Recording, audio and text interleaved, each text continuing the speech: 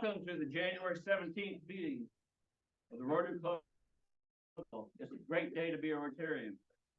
We ask everyone to silence their phone and their conversation. If you're attending on Zoom, which I believe we have a couple today, we also ask you to do the same and mute yourself. Today, our pledge and prayer will be given by Michelle Khalil.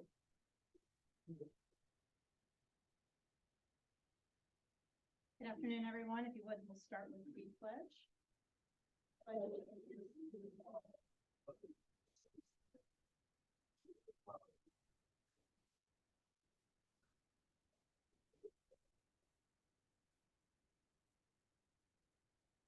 So, in preparing for today, I was kind of coincidental that yesterday we recognized Martin Luther King and his day of service. And so taking that into conjunction with Rotary's service above self motto, I found this quote that seems to sum it up all rather nicely. I am only one, but I am one. I cannot do everything, but I can do something. I will not let what I cannot do interfere with what I can do. It is when you give of yourself that you truly give. Amen. Amen. Thank you, Michelle. Thanks to our greeter, Steve Madden, for greeting and welcoming everybody for coming today, and for our maestro, Mike, as he interluded us with his musical expertise. So thank you.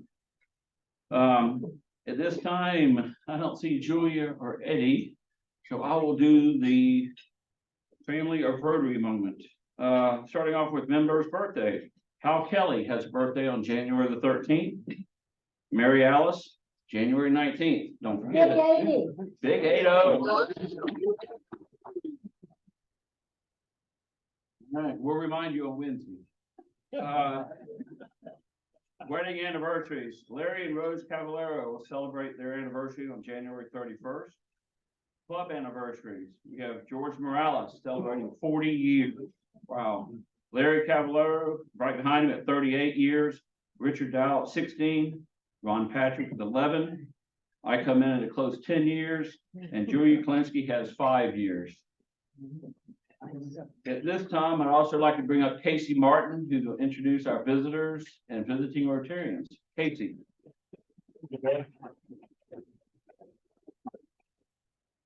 Bill, I'll have you get the list first. I think there's only one. But go ahead. Okay. And in that moment, I'd like to ask our newest member to sing a song for us. Okay, Park, you can do it. Welcome back.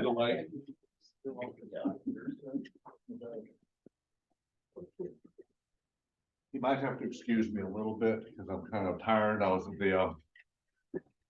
at the Waffle House Saturday night. It hadn't quite worn off yet. It hadn't quite worn off, but boy, we had fun. How about that game? I mean, come on. Robert Harris as a guest. Okay. My good friend. I hope you do. I actually met before the Georgia game. We spent hours together, and several days after that, he has wonderful businesses all over the country. Fascinating, wonderful man. Welcome. Welcome. Anything else? Okay, Mike, let's do it. Patrick, get ready for this. You and I can expect it.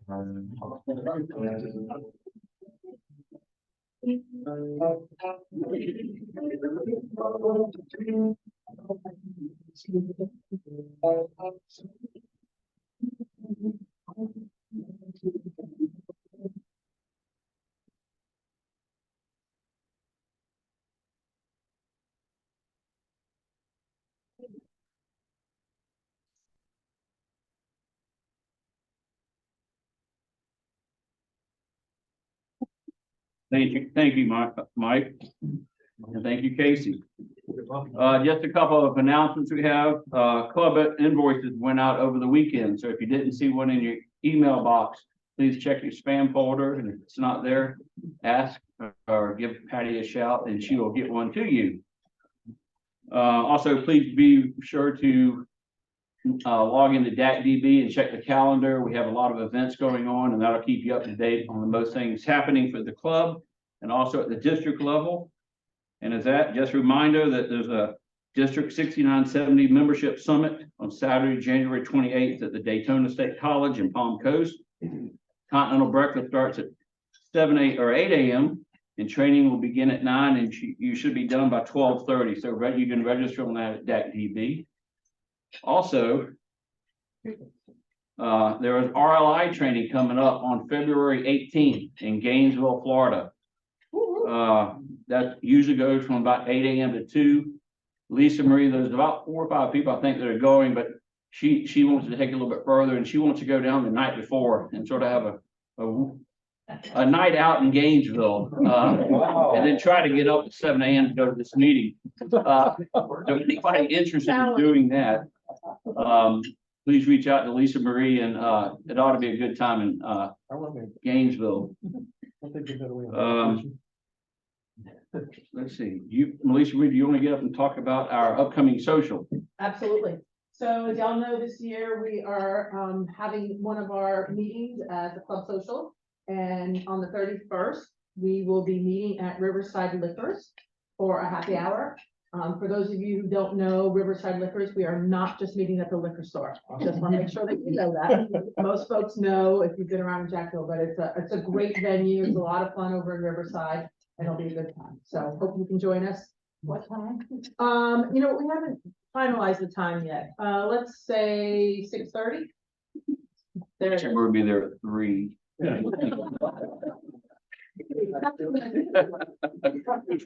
Riverside Liquors the place in Avondale or is it right in 5 Points? I think it's close to Avondale. It's got the restaurant in the back. It's got the restaurant in the back side of it. We'll put information out over the next week or so, and then also put it in the gear. Yeah, absolutely. So all the way to the back. Yeah, and we It looks like a- you gotta go all the way to the back. You gotta be desperate. Everybody. Okay, Thank you. all right. Yes. At this time, where is he? There he is. I'd like to bring up Harlan Bost so that he can keep us up where our beloved founder, Paul Harris, is nowadays. We've been chasing him since birth, so looking for an update. Harlan. Well, it's been a while. And it is an honor for me to step out of Bill's shadow. This is story time with Bill. Bill couldn't be here today. He was running low and he went back to the archives and he tapped this out and sent it Morse code to me this morning. So here I am with edition 16 of Paul Harris. And it is entitled The First Civic Project and Expansion of Rotary. And there's a lot of writing here, so and it's single type. I need to talk to Bill about maybe increasing the font on that. But the first proposed Rotary Club of Chicago civic project. Let me start over. The first proposed Rotary Club of Chicago civic project involved raising funds for public restrooms or comfort stations. At the time, the only publicly available restrooms were in saloons, so the saloon owners opposed expending public funds for restroom construction since people visiting the saloon to use the restroom often stayed as customers.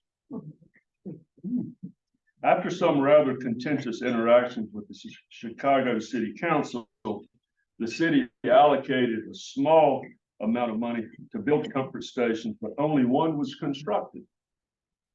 I'm assuming it was unisex. Rotary joined a group of several other civic clubs who worked on this project for years, failed at getting the city to go along and build more. Still, the project led the club members to see the value of civic projects, and Rotary was recognized by other Chicago civic organizations. Paul was pleased, but continued to lobby for the goal of introducing Rotary to other cities. Never one to give up easily, Paul decided to continue to work on this project on his own. He decided that he should concentrate on some of the great cities as a starting point, and the first of them would be New York.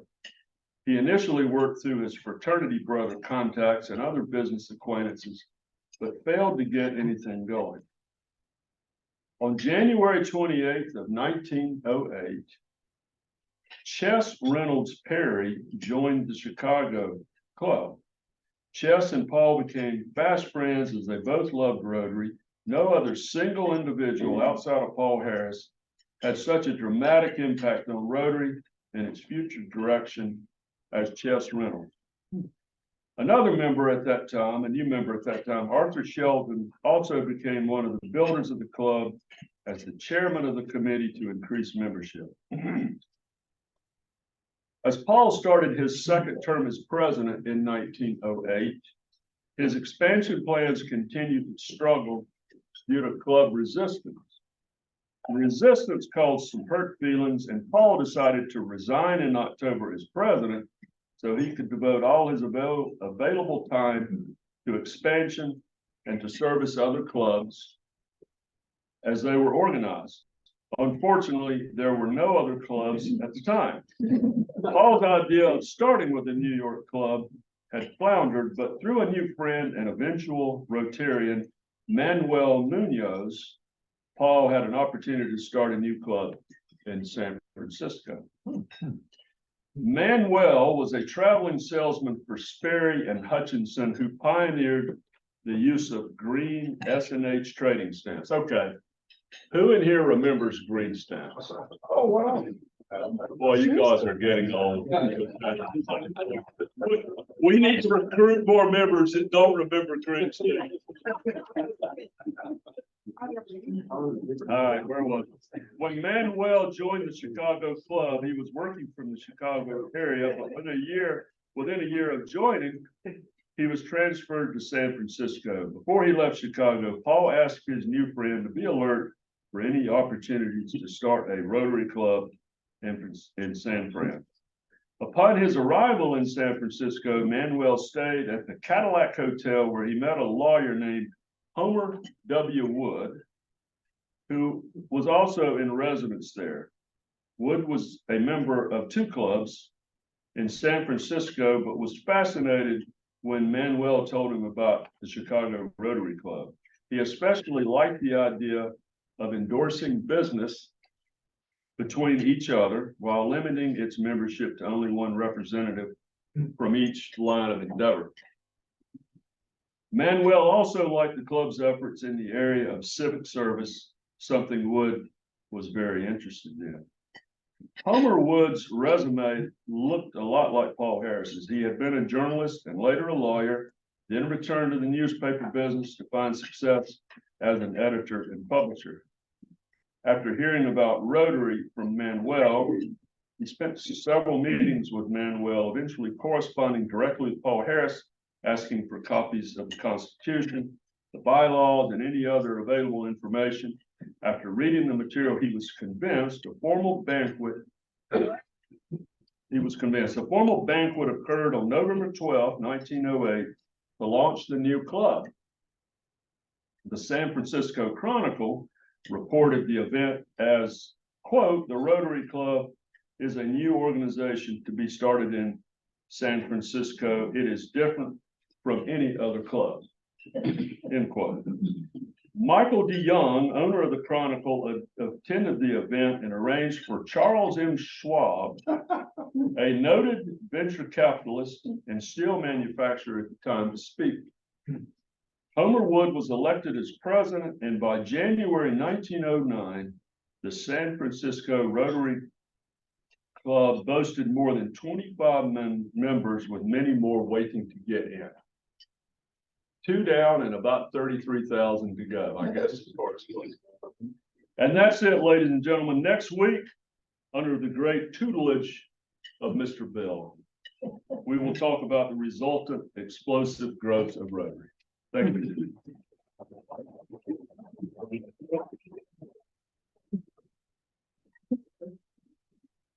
That is like Charles Schwab. Yeah. Yes.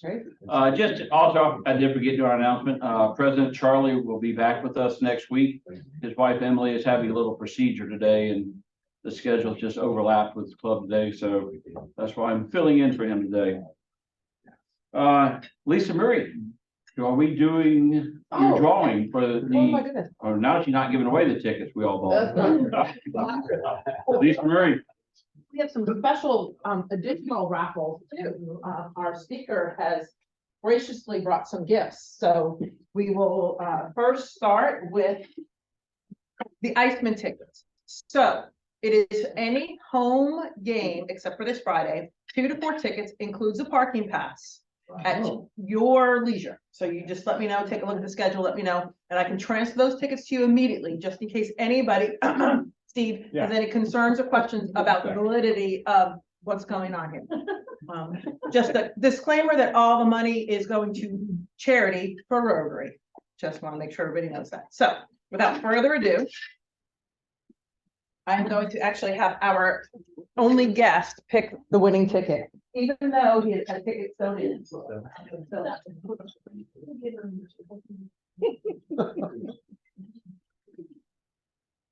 All right, are you ready?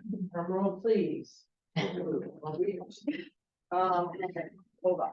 Let me get my glasses. All right, 3, 8, 8, 4, 1, 9, 1. Hey. Take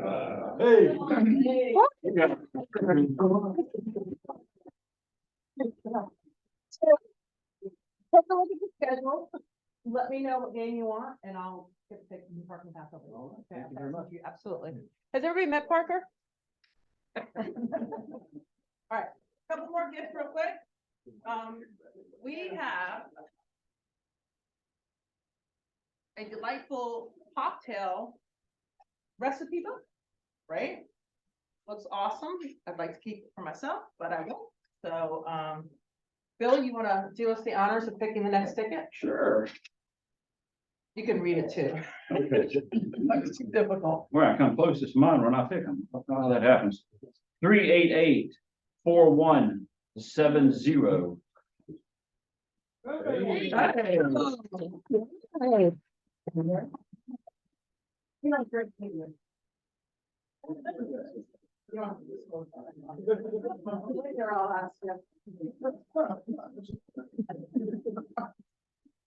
All right, couple more. Put this one over here.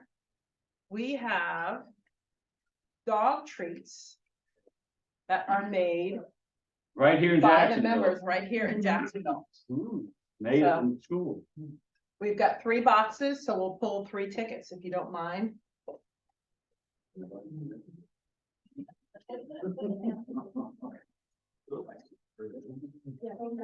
All right. And the winner, everybody's a winner today. 388-4195. And she happens to have a couple dogs. Oh, no. These are quite too close. All right. Sorry. 388-4172. Oh, very good.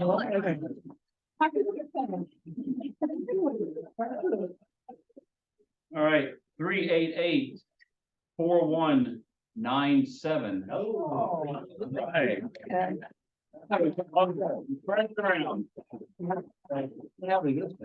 And last but not least, we also have from our sponsor little samples of treats of those same dog bones. So if you have a pet or somebody knows has a pet, we'll be happy to give these out after our meeting, okay? Because if you don't take them, I will. Just saying. She's got dogs. If you want this. Oh, yes, please, thank you. Thank you, guys, appreciate everybody. Thank you very much, Lisa Marie. What? We raised over $100. All right. Super, all right. At this time, I'd like to bring back to the podium to introduce our speaker, Michelle Khalil. Michelle.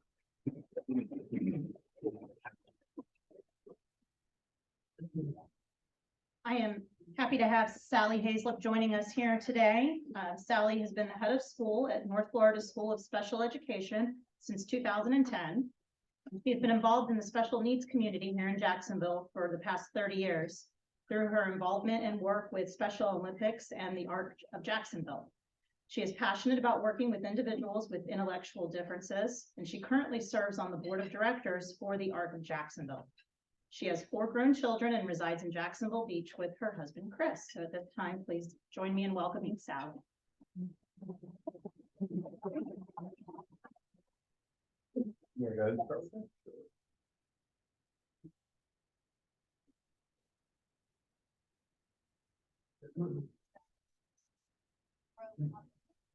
Damn.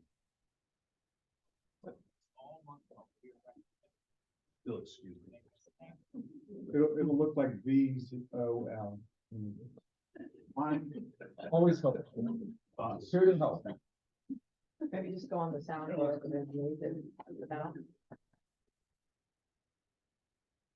You just click on the sound. Yeah, see if it's right there. Sure thing. God. Not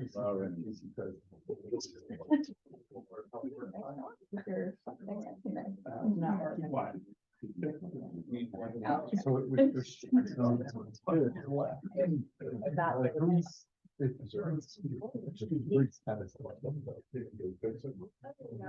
There we go. Right now. Careful. Careful.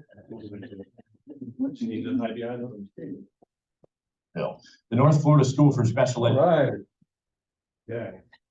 School for Special Education is helping kids grow with opportunities they wouldn't get anywhere else. I love this place. All month long, we are recognizing people and places that make us thankful to live right here in Jacksonville. The North Florida School for Special Education is certainly one of them. Welcome to a farm. I want you to go ahead and pull some of those out for me, okay? Where children and young adults are truly able to grow. It's always good to grow all these, vegetables or fruits. Like we got plenty of other goodies. Like there's olives on the trees, and those are papayas all the way over there. It's where Brian Smith And those are sweet potatoes. blossom. Is this your happy place? Yes, I feel like this is like my place where I can just help them grow these plants. Students here at Very Good Farms learn how to grow fruits and vegetables the natural way. And boy, do they have fun. Hey, everybody. How you doing? Everybody wait. Farm manager Jordan Williams shows us how they use fish to fertilize. We've got 2 tanks of tilapia, and they basically use the restroom in the water. We filter out the water of all solids, and then we use the water to supply nutrients for our plants. And so I'll give them a quick feeding here. You can see very hungry today. What does this teach the students? Oh, they're involved in the whole process. So they're learning about sustainability, responsibility, just learning how to use the foods that they're growing. All right.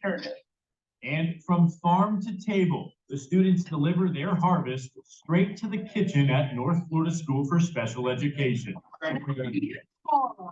where the culinary team makes the freshest of school lunches. Chef Carrie Eagle teaches gourmet cooking, sharing her secret recipes for better food. Life lessons for students like Leanne Gray. I lost like 44 pounds ever since I started doing this. 44 pounds From learning to eat healthy? Yes. Wow, that's impressive. Other students learn how to run a cafe. Can I have a cheeseburger in paradise, please? With chili? By the way, I highly recommend the all-natural butterfly pea tea. Thank you. Real life skills with a smile. Thank you, Christian. Produce here also goes to a food truck. It raises money for the programs.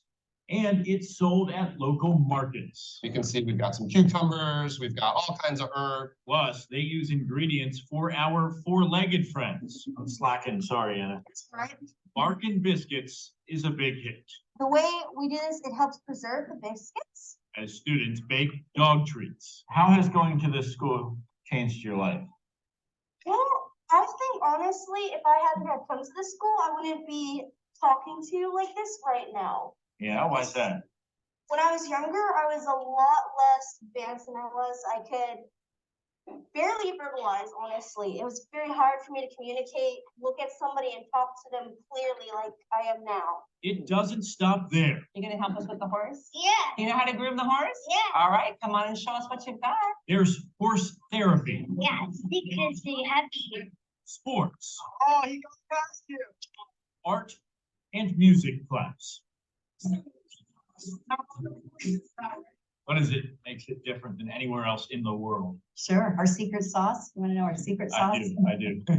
I think our secret sauce is that we really see the abilities in our students. And so the fact that we don't look at what they can't do, but we're constantly looking at what they can do and offering them opportunities to have the same experiences that their neurotypical peers are having. A field of dreams. It's a little slice of heaven. It's a pretty big slice of heaven, 8 acres of heaven right here. Now that is something special.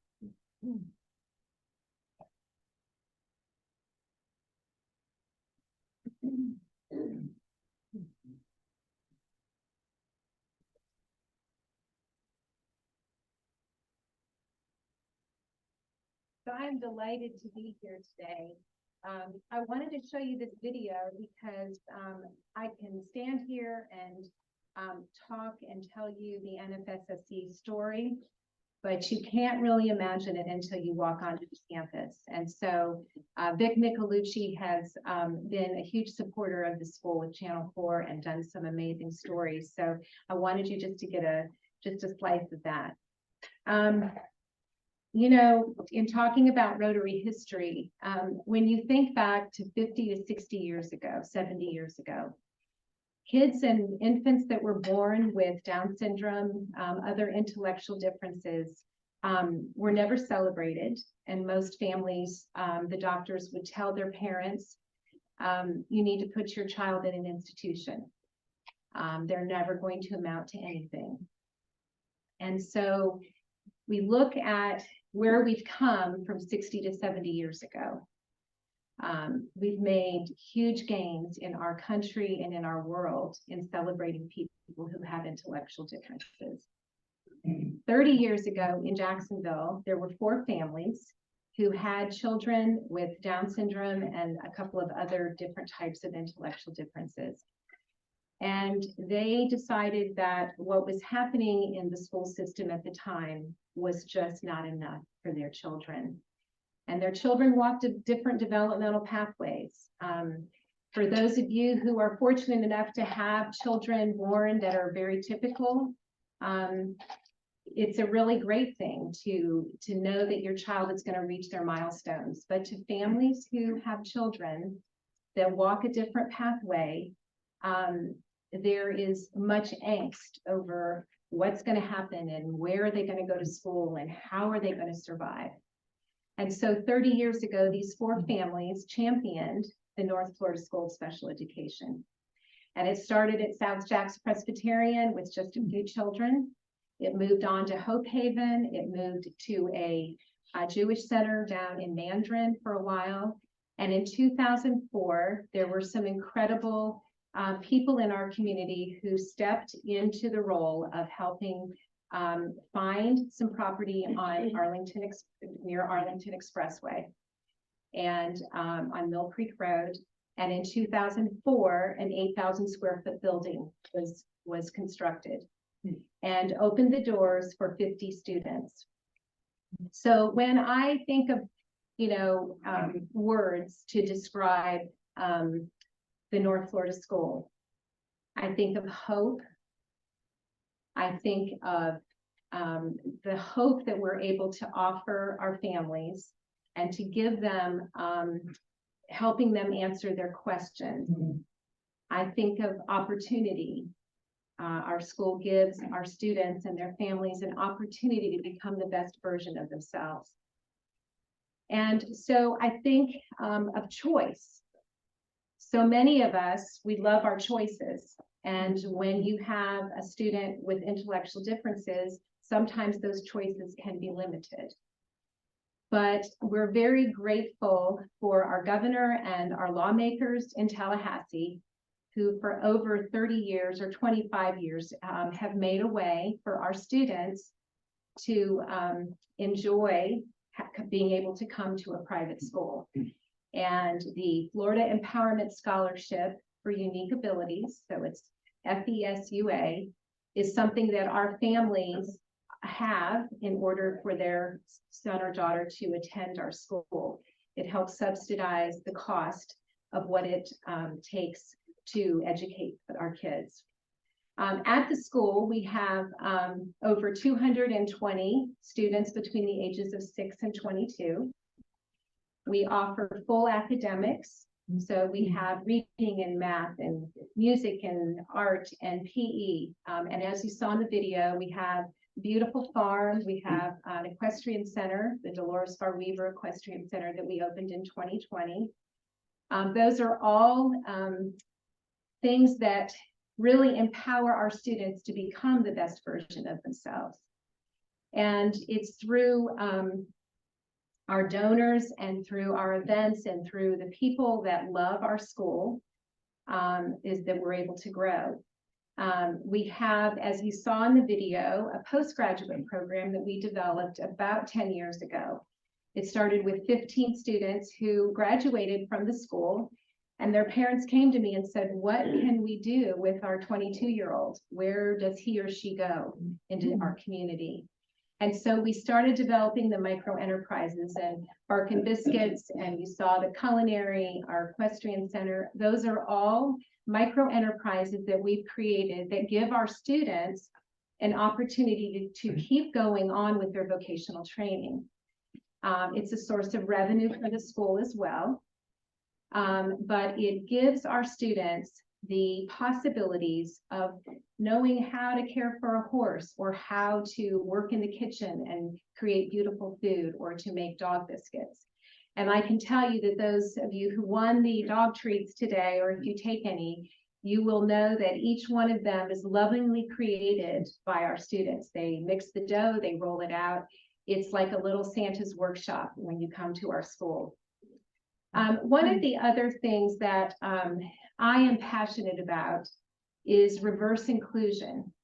And I know for the last 20 years or so, inclusion has been a real buzzword in education.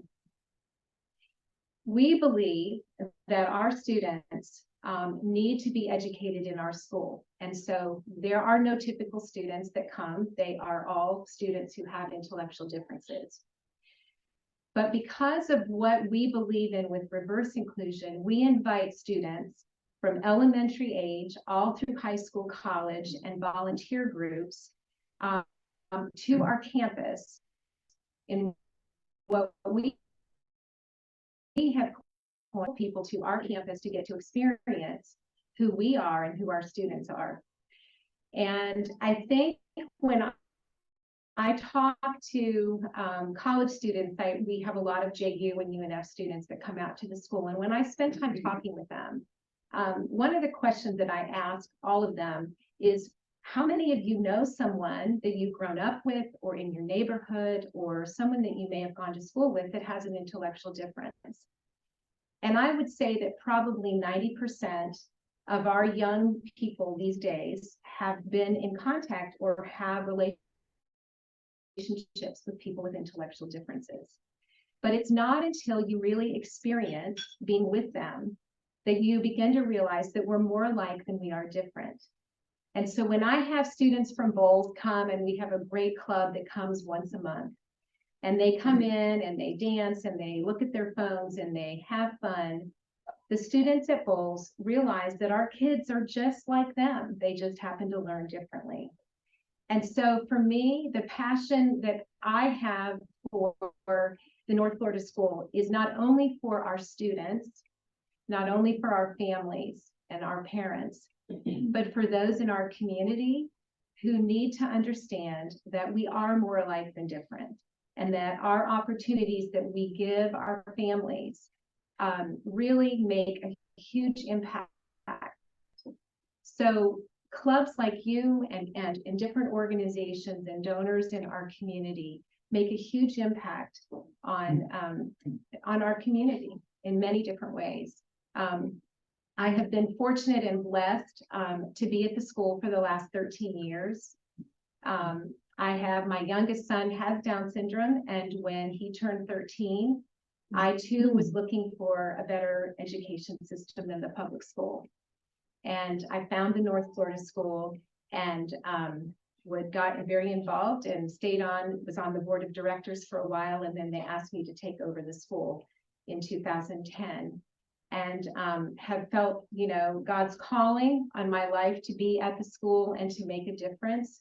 And to see that so much of who we are and who we become is a result of the people that are around us and the people that we interact with. And so our teachers, we have over 100 staff members. It is really grown since 2010. When I took over, there were 58 students, and we are now having 220 and also 85 postgrads. So the campus has grown considerably. What used to sit on 2 acres, our upper school campus, we now are on 9 acres through just a wonderful donation from the Ida Mae Stevens Foundation and Doug Milne. I'm sure some of you know Doug. We have taken up about half of Mill Creek Road now. And in 2020, our new lower school campus was built, 32,000 square feet, and the Dolores Farr Weaver Equestrian Center as well. So I would welcome you to come out to the school. We love to have volunteers come in, employee groups come in on a daily basis and make bark and biscuits, or they work at the farm. We have many opportunities, and would love to invite all of you to come out, have a cup of coffee. We have a beautiful Very Good Farms Cafe, and our students will serve you a good cup of coffee and a great breakfast or a lunch. But I just really thank you for the opportunity to be here to share our story. It's a great story here in Jacksonville, and we have a lot to be proud of in our city. And so I'm very thankful that it's been happening, and we're excited about that. So thank you.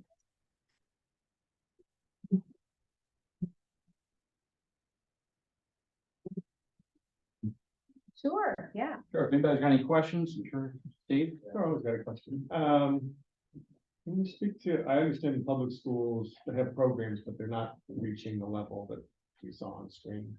How does this marry with Morning Star, Pine Castle, you know, the other programs in town? How does that work? So that's a great question. There are several private schools in town. Morning Star being one of them, Jacksonville School for Autism, Mainspring. Those are all schools that are private in nature and take the FESUA scholarship money. Pine Castle is a program for when students reach the age of 22, so they don't really have a school on their campus. So it's more of a training center. And our postgraduate program is kind of like that for those that are 22 and older. The Pine Castle, the Arc of Jacksonville, Angelwood, all have programs that serve the older student, the 22 and older. But there's some great private schools in our community. And I think that our public school, I know that Dr. Green is making a lot of really good changes. I think what we have learned over the years is that kids with Down syndrome and with autism, they need to learn in a really specific environment. And we offer that, but like I said, the reverse inclusion of they need to be with typical people on a regular basis. So. Somewhat related to what Steve was saying, although I don't want to really have it associated with you. When you look at the overall need in the city of Jacksonville and what the public schools are doing, and what the private schools are doing, are we serving all the kids? And how many are being served by the private specialized sort of education, or what's kind of public, more, I'm assuming more generic type education?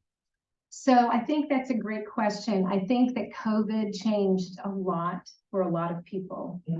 I know that we have people from all over the country contacting us and moving to Jacksonville because of our school. Schools across the country, special education schools or public schools that serve students with special needs, there are very few and far between that are really making as much of a difference as our school is. And it's not that I'm bragging about the North Florida school, it's that we look at our students and it's such a specialized type of education. Our curriculum, our 1-to-6 ratio, those are things that are so important to the success of a person with Down syndrome or with autism and how they learn. So, you know, I would say that we have grown from 58 students in 2010 to over 220, possibly going up to 230 this next year. That's a huge growth, but a lot of families, last year I had about 20 families who moved from all over as far away from California to come to the school because they could work remotely. So it really changed kind of the complexion of some of our families. I still think there are a lot of families who inclusion is incredibly important. And so they are trying the public school system. And for a few years it works because when you are 5 and 6 and 7 years old, everybody's learning at such a fast rate. And then when you begin to be 8 and 9 and you begin to see that the person is learning much slower, then it takes its toll in the classroom.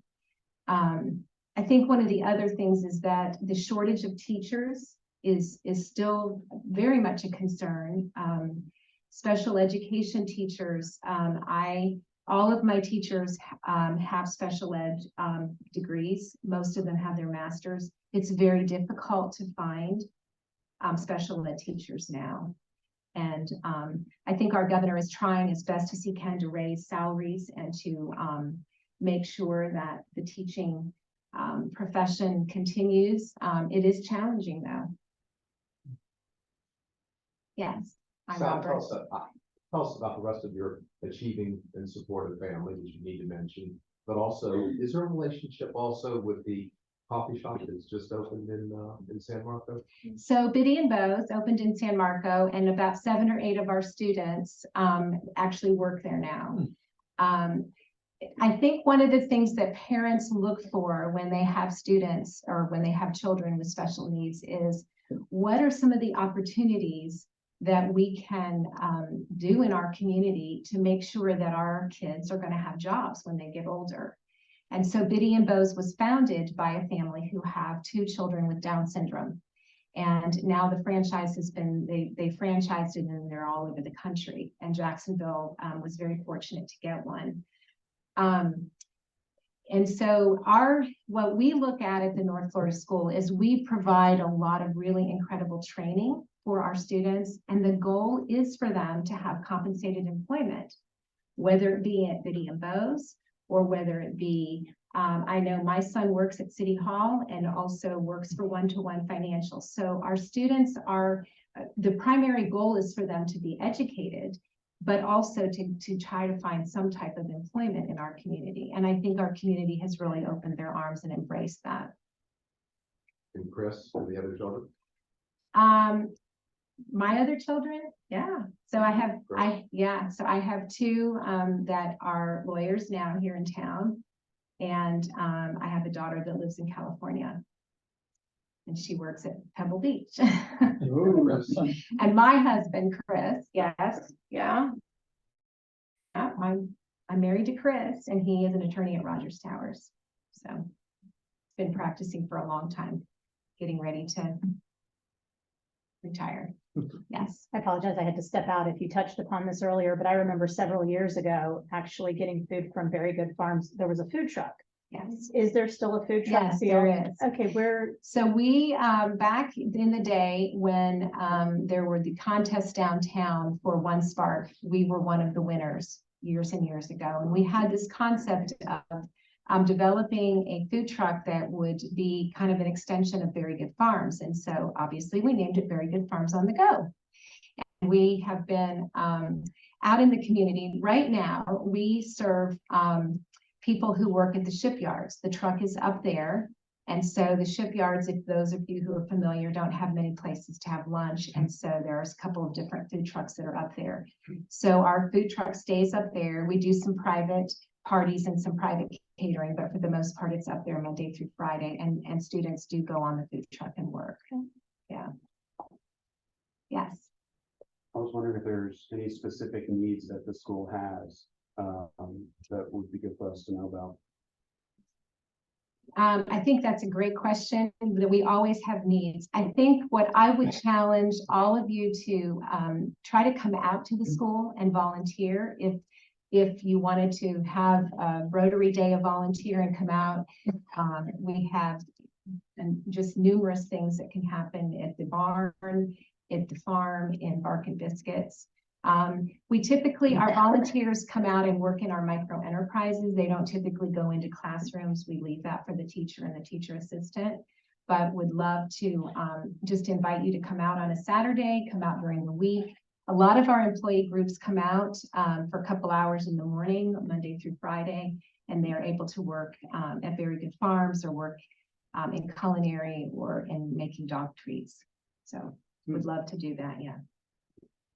You mentioned culinary. I know my wife has ordered food from the kitchen there. How do you do that? I've never asked her. It just kind of appears. She must be on our email. And it's good. Yeah, so we, the Culinary Academy and our culinary team look for creative ways of getting our name out into the community. So they do catering sometimes, and also she's probably ordered some casseroles and some different things. We have some food on a regular basis that goes out, yeah. So it's a matter of going onto our website and going to the culinary page, and then you're able to see when you can order, but yeah. So at certain times, you have certain things. Right, but we also, I mean, for catering, for any of that, yes, we can tailor make it. That's the beauty of our Culinary Academy, is if someone calls and says, like today they delivered lunches to an office, and you know, so they take them and our students go and, you know, help prepare and then actually make the delivery, so. Yes. A couple questions. How many students have you guys served, I guess, since the inception? Oh. I would say probably in the thousands. I mean, we have students who, most of the time when a student comes, they are there for life. Obviously, there are some who move on and move to different places. But I would say probably since 1992, yeah, I would say probably in thousands, yeah. And then I was just curious, over, I guess, the period that the schools existed, have you noticed that the need has grown? Like, not having much knowledge in the area, you hear kind of in the news, and maybe it's just like, you get like social media creates it, but it sounds like there's a growing need, like there's more, and it could just be like there's better diagnostics now than there used to be, so the true numbers are coming out, but can you speak to that? Yes, I can. So I think with Down syndrome, there has been a real shift.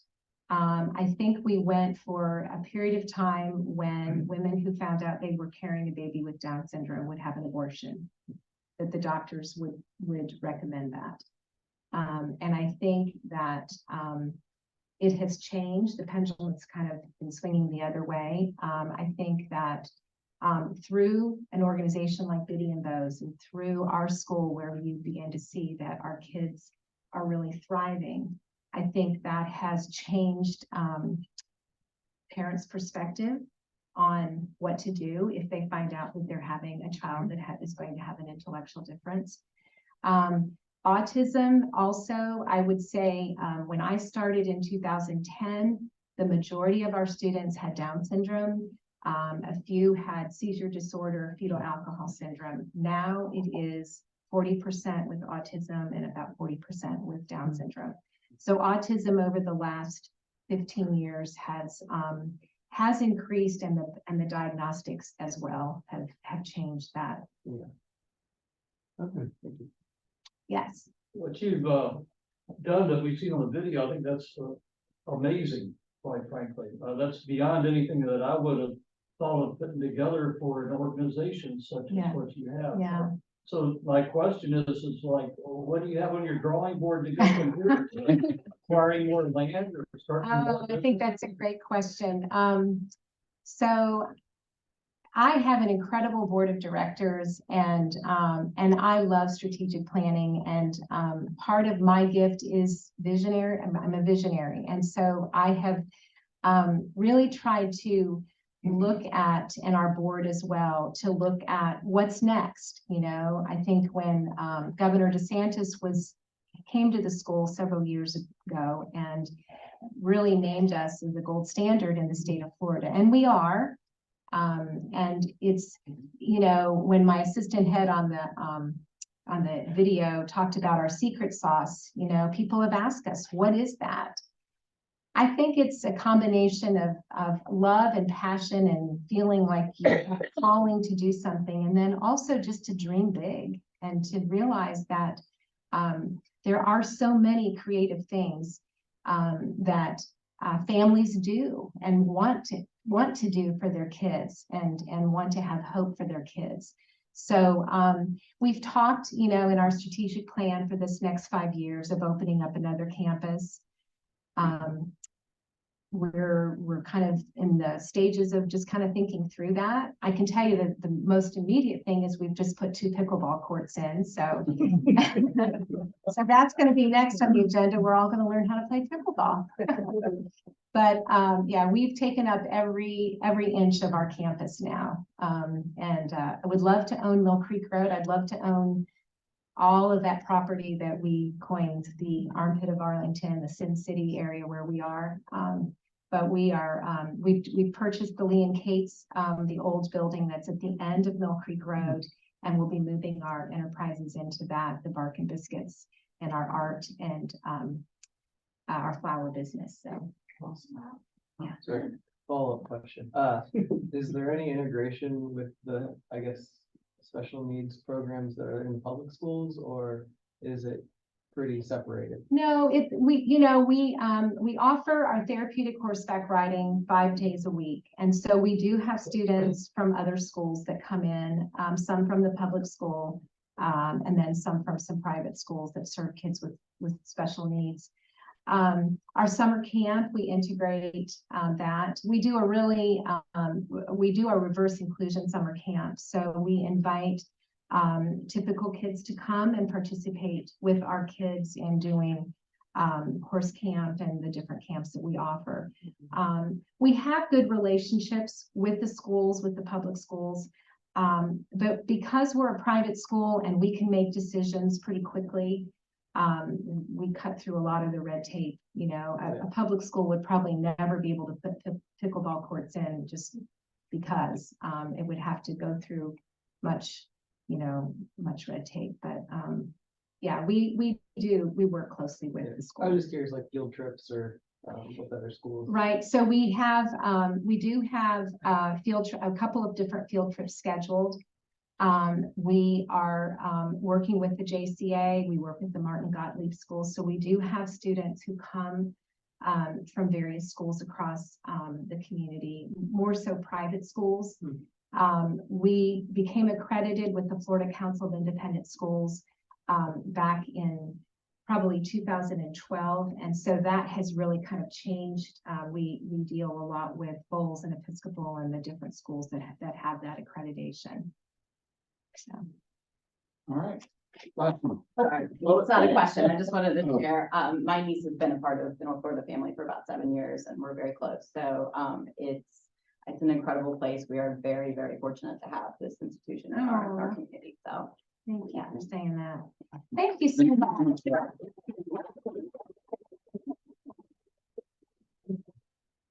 Thank you, Sally. And it really is. I've had a couple opportunities to go out to the school, and if you have not been out there, please do. It's an incredible what they do out there and how they have the students working in there. So thank you very much, Sally. Just a couple reminders. Check DAC-DB for upcoming events. We'll get out in the gear this week on the 31st for the Riverside Liquors for our January 31st social. And this time, will you rise with me as we end our meeting with the four-way test? The four-way test of the things we think, say, and do. First, second, third, fourth.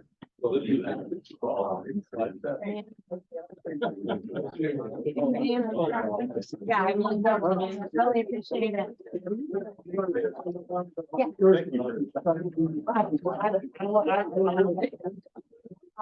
Yeah.